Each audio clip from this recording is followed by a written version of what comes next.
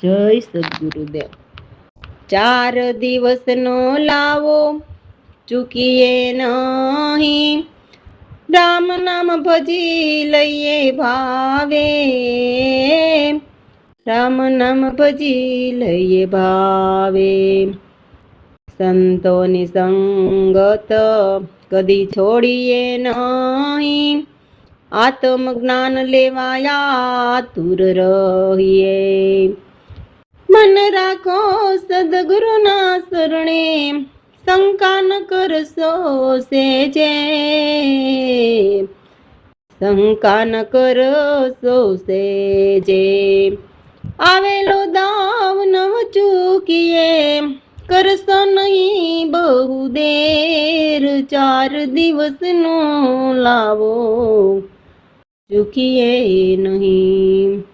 તો અમારા સદગુરુ એમની વાણીમાં કહે છે કે માનવ, આ મનુષ્ય દેહ એ 4 દિવસનો છે, જેમ કે બાળપણ, યુવાની, આધેડ અને વૃદ્ધાવસ્થા। તો આ 4 દિવસની જિંદગીમાં પ્રભુ ભજન કરવાનું નહીં ભૂલો મારા ભાઈ। જો રામ નામને ભજવું હોય તો પેલા સંતની સંગત કરવી પડે। સંત સિવાય બીજું કોઈ રામ નામ બતાવીને ભજાવી નથી શકતું। ભલે ને કહેવાતા કરોડો ગુરુ બનીને બેઠા, પરંતુ એને કોઈને રામ નામને કેમ ભજવું તે ન્યારા રામ નામની કોઈને ખબર નથી। એટલે સંતની સંગત કરીને આત્મજ્ઞાન લેવા માટે આતુર રહીએ। સંતોની સંગત ભૂલમાં પણ કદી ન છોડીએ। મન રાખો સદગુરુના શરણે, તેમાં સેજે પણ શંકા નહીં કરશો। હે માનવ, આવેલો દાવ ન ચૂકીએ, એ ખાસ જોજો, પ્રભુને ભજવામાં વાર નહીં લગાડશો। રાખીએ પ્રભુ સાથે સાચી પ્રીત, દિનતા ગ્રહીને સેવા કરીએ। મુમુક્ષુ સમજી લેશો રે સદગુરુ જ્ઞાની નિશાનમાં, 4 દિવસનો લાવો ચૂકીએ નહીં। જ્ઞાનીના શરણે મન ઠરી ઠેકાણે રહેશે, ચાસે દુર્મતી ના ડાગ।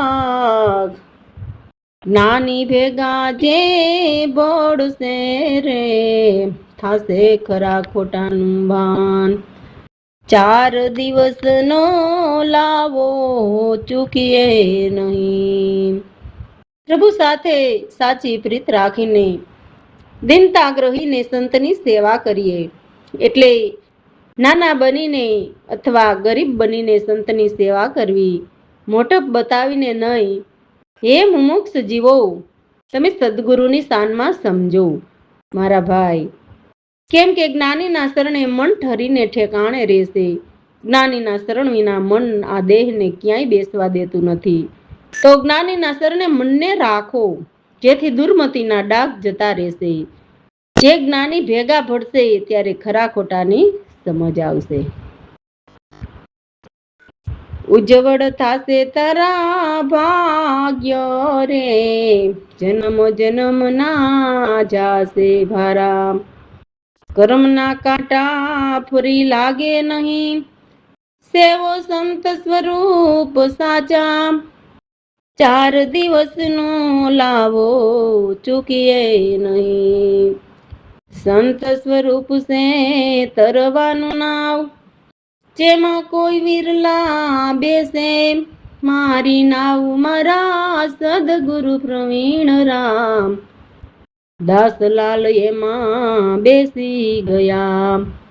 4 દિવસનો લાવો ચૂકીએ નહીં। તો અમારા સદગુરુની વાણીમાં કહે છે કે એ જીવ, સંતના શરણે રહીને તારા ભાગ્ય ઉજ્જવળ થશે। જન્મો જન્મના પાપના ભારા જાશે। જેથી જન્મ મરણ રહેશે નહીં, તો કર્મના કાંટા ફરીને નહીં લાગે। એવા સાચા સંત સ્વરૂપ સેવો। સંત સ્વરૂપ એ જ સાક્ષાત પરમાત્માના અંશ હોય છે। તો સંત સ્વરૂપ એ જ આ ભવસાગર તરવાનું નાવ છે, જેમાં કોઈ વિરલા બેસે છે। મારી આ દેહરૂપી નાવ મારા સદગુરુ ચલાવે છે, તેમાં આ સદગુરુના દાસ બેસી ગયા છે। રામ ભરોસે। જય સદગુરુદેવ. એ જેના થકી અનેક જન્મોના દુઃખ જાય, એવા જ્ઞાનીને દાર સદગુરુ માયા બતાવીને અવળ ધંધા કરે. એ માયા રત કઈ ના સરે, જેના થકી અનેક જન્મના દુઃખ જાય. સર્વના સુખ સદગુરુ શરણોમાં, શરણે આવે તે પાર પહોંચે. રામ નામ તુરટ સોદા, બીજા ધંધા મેલ ખોટા, જેના થકી અનેક જન્મના દુઃખ જાય. તો અમારા સદગુરુની વાણીમાં કહે છે કે કેવા સદગુરુને ધારવા જોઈએ, તો જેનાથી આપણા અનેક જન્મોના કરેલા પાપ કે અનેક જન્મના દુઃખ જાય, એવા જ્ઞાનીને સદગુરુ ધારવા. એટલે તો અમારા સદગુરુ પણ જીવને કહે છે કે તમે પેલા ગુરુની પણ પરીક્ષા કરો અને જાણો કે આપણા દુઃખ દૂર કરનારા છે કે દુઃખ બમણા કરનારા છે. જો દુઃખ દૂર કરનારા હશે તો દેવોની વાત નહીં લે, અને દુઃખ વધારનારા હશે તો જરૂર દેવોની વાત લેશે ને લેશે જ. એટલે એક વખત નહીં પણ અનેક વાર પરીક્ષા કરો, પછી જો યોગ્ય લાગે તો તેવા સદગુરુને ધારો. આ તો આ ચાલ્યા એકની પાછળ બીજાની પાછળ ત્રીજા, એમ ગાડરિયો પ્રવાહ, એટલે ઘેટા બકરાની જેમ. જે ગુરુ માયા કે ચમત્કાર કરીને અવળા ધંધા બતાવે તેમાં કોઈ અરસ ના સરે. સર્વના દુઃખ સદગુરુને શરણે જ હોય છે. પરંતુ જે સાચા સદગુરુ હોય એવા સદગુરુના શરણોમાં સારા સુખ હોય છે, જે પાર પહોંચાડે છે. એટલે સાચા સદગુરુને ધારીને સદા રામ નામ રટો, બીજા ખોટા ધંધા છોડો. મારું મારું કરીને કરીએ છીએ તે માયાથી ધંધા જ છે ને, માયાવી ધંધા જ છે ને. એટલે સંતો કહેશે, તેમજ અમારા સદગુરુ પણ કહેશે, માયા છોડી રહે સદગુરુ શરણે, ધીરજથી વાત સાંભળતા સાચી. આકાશ સુધી ભરી છે આશા, મૂંઢ નરયે મૂળથી કાચા, જેના થકી અનેક જન્મના દુઃખ જાય. સાચા જ્ઞાન જેને પ્રભુના અનુસર્યા, સારા જસ જગત બોલે. ગુરુ પ્રવીણ રામને પ્રભુ સાથે પ્રીત ઘણી, બીજા ભજન નહીં તોલે, જેના થકી અનેક જન્મના દુઃખ જાય. જે માયા છોડીને સદગુરુના શરણે રહે તે સદગુરુની વાત ધીરજથી સાંભળતા હોય છે, અને જેમની અંદર માયા ભરેલી હોય છે તે ધીરજ નહીં ધરી શકતા, એમને તો આકાશ સુધી અનેક આશાઓ ભરેલી હોય છે. એવા મૂંઢ નર મૂળથી જ કાચા હોય છે, એટલે મૂળ વાતની ખબર જ નથી હોતી. બસ આ બહાર થડ, ડાળીઓ, પાન, ફૂલ અને ફળ દેખાય છે એ જ સાચું માને છે. એટલે આ બૈરી છોકરા ઘર પરિવારને જ સત્ય માને છે, જે મૂળ આપણને બનાવનાર ઈશ્વરને જ જીવ ભૂલી ગયા છે ને. જેમને સાચા સદગુરુના જ્ઞાન અનુસર્યા તેમને જગત સારા જસ બોલે. તો અમારા સદગુરુને પ્રીતમ સાથે ઘણી બધી પ્રીત છે, જે બીજા કોઈ ભજન એની તોલે ના આવે. એવા પ્રભુના ભજન કરીને પ્રભુ સાથે પ્રીતથી જોડાયેલા છે. રામ ભરોસે. જય સદગુરુદેવ. સેજે વરુતે સંસારમાં એ જ પુરા નર જ્ઞાની, પર ઉપકારમાં સદા આનંદી. એ પરમાર્થના ઉપદેશ બોલે, સેજે વરુતે સંસારમાં, સુરતા સમાવે પરમાનંદમાં.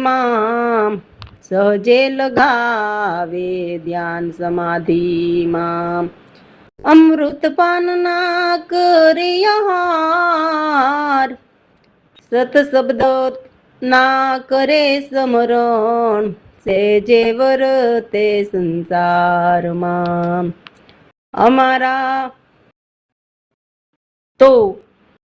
અમારા સદગુરુની વાણીમાં કહે છે કે જે જીવ સેજે સંસારમાં વર્તે તે નર પૂરા જ્ઞાની કહેવાય. તો સંસારમાં સહેજે વર્તે એટલે હું? તો સંસારમાં રહેવા છતાં સંસારના મોહ બંધનમાં ફસાય નહીં, જીવવા છતાં મરેલા એટલે હું કંઈ નથી, જે છે તે ઈશ્વર જ છે એમ વર્તે સંસારમાં તો તે સહજે વર્તનારા કહેવાય. તે પોતાનું શું થાય તે નથી વિચારતા, પરંતુ જગતના જીવોને માટે એટલે પર ઉપકારમાં સદાને માટે આનંદમાં રહે છે. જે પરમાર્થના જ ઉપદેશ બોલે છે તો તેને જ પૂરા નર જ્ઞાની કહેવાય છે. એવા જ્ઞાની તેની સુરતા સદા પરમાનંદમાં સેજે લગાવે છે, સેજે ધ્યાન સમાધિમાં લગાવે છે. એટલે શબ્દ સુરતાનું ભજન કરવામાં જ આઠે પોર વિતાવે છે. જે પર ઉપકાર કરે તે પણ તેનું ભજન જ ગણાય છે. કેમ કે પોતાના માટે નથી કરતા કે મારું ભલું થાય, એ તો જીવનું કેમ કરીને ભલું થાય તેવું જ વિચારે છે. તો આવા અમારા સદગુરુ જેવા જે જ્ઞાની પુરુષ અમૃતપાનના આહાર કરે તો પણ તે સત્શબ્દના સ્મરણથી કરે છે. અમર પ્રકાશે ભળે અંબરમાં કરમ ઓમે બ્રહ્મયજ્ઞમાં જ્ઞાનના રતન સદગુરુ પ્રવીણ રામ દાસલાલ ને સમજાવે સેજે વર્તે સંસારમાં. તો અમારા સદગુરુ જેવા મહાજ્ઞાની સંત પુરુષ અમર પ્રકાશે અંબરમાં ભળે છે, એટલે પરમાત્માના પ્રકાશમાં ભળીને રહે છે અને તેના શરણે રહેતા જીવના કરમ બ્રહ્માગ્નિમાં હોમે છે. તો એવા જ્ઞાનના રતન સદગુરુ આ દાસલાલને મળ્યા, જે એમના દાસને સત્ય જ સમજાવે છે અને શબ્દ સુરતાનું ભજન કરાવીને બધા જ પાપ કર્મ બ્રહ્માગ્નિમાં હોમાવીને કર્મ બંધનથી ન્યારા કરે છે. રામ ભરોસે. જય સદગુરુદેવ. કરે રામ નામ સ્મરણ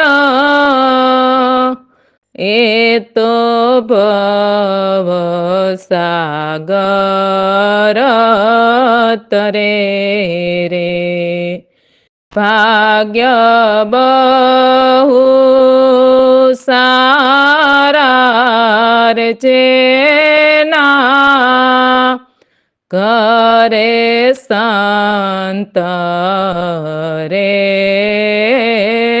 પધારે કરે રામ નામ સ્મરણ એ તો ભવ સાગર તરે રે. હે માનો, અમારા સદગુરુ સમજાવે છે જે કરે રામ નામ સ્મરણ એટલે સદગુરુની કૃપાથી કાયમ સુરતા ભજન કરે તે તો ભવસાગરમાંથી તરે. જેના દેહ ભીતર સુરતાથી સંત પધારે સુરતા ભજન કરાવા તેના ભાગ્ય બહુ સારા કે મોટા કહેવાય કે તેમના ઘરે સંત પધાર્યા. આવેલા સંત ને રે યાદ રે ચરણ ધોય ચરણામૃત લઈએ ચરણે આવેલા ને લેતા યોગારી રે એ જ સંત છે યોપકારી કરે રામ નામ સ્મરણ એ તો ભવ સાગર તરે રે.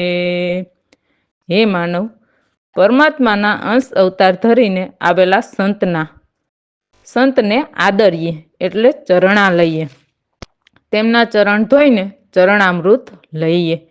તેવા સદગુરુ ચરણે આવેલા જીવને ભવસાગરમાંથી ઉગારી લેશે.